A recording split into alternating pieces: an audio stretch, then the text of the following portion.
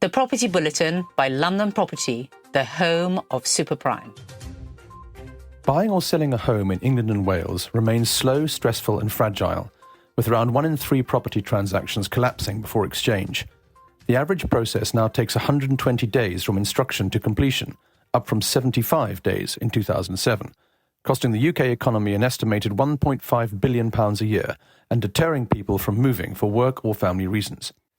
A new government consultation aims to overhaul this system by requiring sellers and estate agents to provide far more information up front and potentially making sales legally binding earlier in the process. The reforms could include sale-ready listings with searches and condition reports done before marketing, mandatory disclosure of title, leasehold and service charge information, digital property logbooks to store planning and warranty data, new standards and training for estate agents, the option for early binding contracts between buyers and sellers. The consultation follows countless failed reform attempts since the 1990s, including Labour's scrapped Home Information Packs, HIPs. Despite advances in technology, property transactions remain largely analogue, hindered by slow local authority searches, fragmented data systems, and a patchwork of conveyancers, surveyors and agents, sometimes 50 different firms in a single chain. Industry voices say cultural and structural change is key. Kate Faulkner, chair of the Home Buying and Selling Council, is trying to unite stakeholders from across the country to promote customer-centred reform. She stresses the need for mandatory participation. Unless all firms are required to comply, improvements will be limited.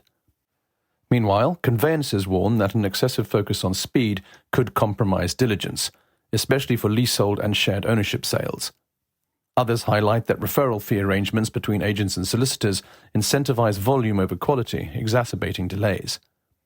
Even supporters admit the overhaul will take years to implement, yet with transaction times doubling and consumer frustration mounting, most agree the current system is unsatisfactory. As the latest glib phrase from Housing Secretary Steve Reed put it, buying a home should be a dream, not a nightmare. BBC research has revealed that some London landlords are evading short-term letting restrictions by creating multiple Airbnb listings for the same property to bypass the city's 90-night annual limit, intended to protect long-term housing supply. The practice, described by Westminster Council as making a mockery of the law, has been linked to a decline in affordable housing and rising rents. A BBC investigation found around 1,300 duplicate listings using identical photos, suggesting widespread rule-breaking. Airbnb said duplicate listings breach its terms and that it already caps rentals at 90 nights, arguing short-term lets make up only a small part of London's housing stock, while contributing £1.5 billion to the city's economy. Local councils are investigating thousands of suspected breaches, claiming that illegal short-term lets are worsening London's so-called housing crisis. The idea of abolishing stamp duty on main homes, supported by some in the housing sector and economists, could have major effects on prices, mobility and taxation across the UK. House prices could rise. Removing stamp duty may increase demand, pushing property prices up, as seen during previous stamp duty holidays. First-time buyers might save on tax but face higher deposits due to inflated prices. The effect would vary regionally. Stamp duty is controlled only in England and Northern Ireland, with Scotland and Wales running their own systems. It could see bigger gains for the wealthy. First-time buyers of homes up to £300,000 already pay no stamp duty, so gains would mainly benefit wealthier buyers, purchasing higher-value properties. The south of England, especially London, would see the largest benefit, as 60% of stamp duty currently comes from this region. It could lead to increased housing mobility. Removing stamp duty could make it easier for homeowners to move, benefiting downsizers, job movers and families seeking larger homes. The Institute for Fiscal Studies, IFS, calls stamp duty one of the most economically damaging taxes. However, some analysts argue the tax isn't the main deterrent, given other costs like estate agents and moving fees.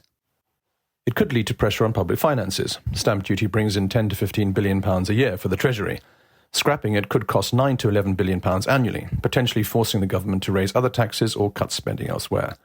Supporters argue the policy would stimulate growth and eventually recover lost revenue through a stronger housing market. There would be knock-on effects for renters. The policy could favour homeowners over landlords, since investors would still pay stamp duty. This might discourage rental property purchases, reducing the supply of rental homes and potentially driving up rents. Abolishing stamp duty on main homes could boost activity and mobility in the housing market, but risks higher house prices, regional inequality and a multi-billion-pound hole in tax revenues. Renters could lose out if landlords scaled back investment, while wealthier homeowners stand to gain most. The John Lewis Partnership, supported by Savills, has secured a resolution to grant planning consent from Reading Borough Council for a £70 million 170-home build-to-rent development on a former industrial site. The Council's Planning Committee voted unanimously in favour of the scheme on the 9th of October, commending John Lewis's community engagement and a long-standing 70-year commitment to Reading. The project, several years in the making, will transform a brownfield site previously occupied by a distribution centre into a high-quality, energy-efficient build-to-rent community. Around 16% of the homes will be affordable, with identical design and service standards to market-rate apartments. Local residents will be offered first refusal on the mix of 1-, 2- and 3-bedroom homes, all powered by air source heat pumps. Delivered in partnership with Aberdeen, the scheme will feature nearly 5,000 square feet of indoor amenity space for fitness, co-working and socialising, alongside landscaped communal gardens and a new community facility with access for local groups. The development will achieve a 328% biodiversity net gain, it said, far exceeding the statutory 10% requirement. This is John Lewis's third major build-to-rent milestone, following successful approvals in West Ealing and Bromley, both also delivered with Savills. Catherine Russell, Director of Build-to-Rent at John Lewis Partnership, said, "This planning consent marks an important moment in our 70-year commitment to Reading. We're delighted to be investing further in the community by helping deliver much-needed new homes." Anne Breen, Global Head of Real Estate at Aberdeen, added, "John Lewis brings something distinct to build-to-rent, centrally located, trusted sites, and a service-led approach that sets a new standard." John Sebage, Associate Director at Savills Central Planning, said, "We're proud to have helped secure this unanimous approval. The scheme will develop sustainable homes, valuable community space, and significant public benefits for central Reading." London's housing market is grinding to a halt, with fewer than 1,000 homes started in the third quarter of 2025 and only 5,000 expected for the year, according to Mollior London. Developer and Urban Sketch Managing Director Nick Cuff argues that Mayor Sadiq Khan's current planning and viability system is stifling private house building and driving investment capital out of the city. Cuff says the land market has effectively frozen, with projects mothballed as developers wait clarity from the budget and bond markets. He blames an overly complex and punitive viability regime tied to Khan's 35% affordable housing target, which he says renders most residential sites financially unviable without major grants or wiped-out profits. Deputy Mayor Tom Copley defends the system, suggesting the Building Safety Act has temporarily slowed activity, but the conditions will improve by 2026. Cuff disagrees, arguing the Act's added costs and bureaucracy have permanently lengthened development timelines, now up to 7 years for high-risk buildings. He describes London's viability process as fraught with complexity and deadlock, with lengthy negotiations and late-stage reviews imposing 80% plus marginal taxes on gains. The result, he says, is a collapse in investor confidence and a pipeline of unviable consents instead of new homes.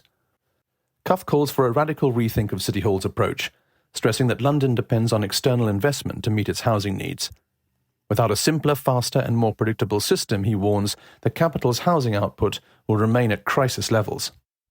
Subscribe to our newsletter to receive our weekly bulletins and stay ahead of what's shaping the super prime property market.